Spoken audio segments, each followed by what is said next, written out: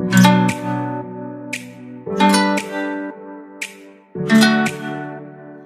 Potier, la parole est à Véronique Améraire pour 4 minutes. Merci Monsieur le Président, Mesdames et Messieurs les commissaires aux affaires économiques. Alors moi j'aime et j'apprécie quand l'État réinvente son rapport au territoire.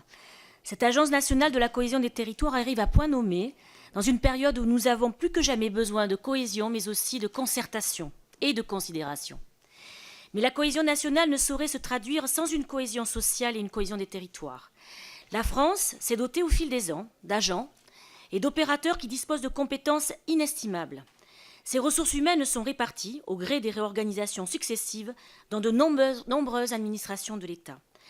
La création continue de surcouches, d'agences supplémentaires, a certes permis d'organiser un soutien progressif au développement de politiques publiques diverses et variées, mais cette dynamique a également contribué à l'illisibilité partielle des compétences des opérateurs de l'État et de ce fait de l'action de l'État.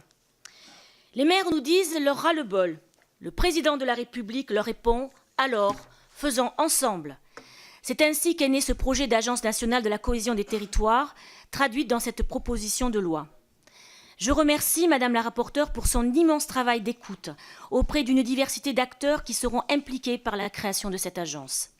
Un travail nécessaire, car pour traduire dans les faits l'ambition d'une cohésion des territoires, nous devons relever ce défi de la lisibilité et de la réactivité de l'offre de services de l'État. Nous devons mobiliser toutes les compétences, dans nos territoires comme au niveau national. Mais alors, cette agence, c'est quoi ? C'est un outil de coordination et de transversalité entre des agences existantes. En fusionnant le CGET, Eupareca et l'agence numérique, d'une part, mais également en créant un guichet unique pour les porteurs de projets dans les territoires qui en ont le plus besoin, accessible dans les préfectures de département ou les sous-préfectures. La NCT vient compléter les services portés par les collectivités pour concrétiser, donner corps aux projets des territoires.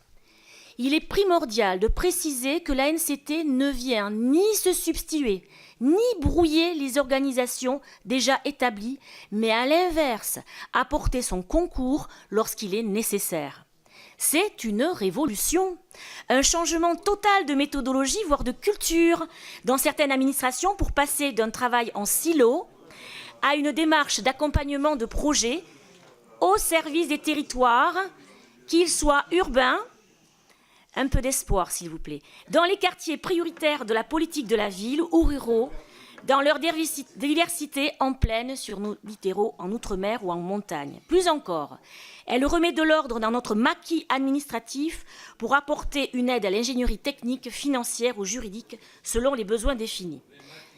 Son comité d'action territoriale regroupera plusieurs agences, l'ANA, la Caisse dépôt consignation, l'ADEME, le CEREMA. Il dressera les objectifs, un contrat, et les mettra en synergie sur le plan opérationnel ou sur les financements de projets. Cela permettra aux programmes nationaux de territoire, à l'image de ce que le gouvernement a lancé dernièrement comme Action Cœur de Ville, d'être coordonnés au niveau national pour se placer au service des territoires.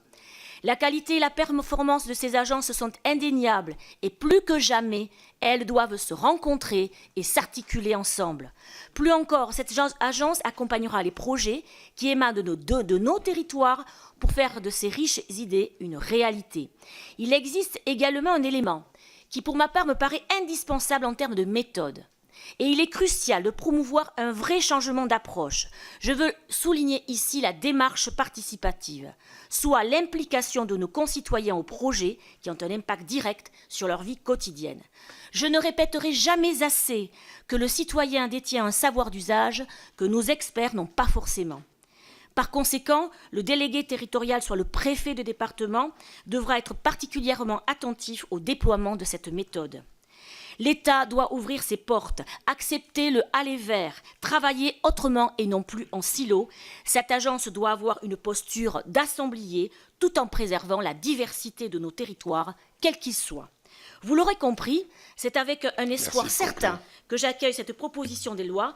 Nous débutons cette proposition de loi, que cette agence ne devienne pas une tour inaccessible, mais bien un lieu d'échange, et ainsi permettre d'accompagner le développement de ceux qui ont trop longtemps été laissés de côté. Merci. Merci.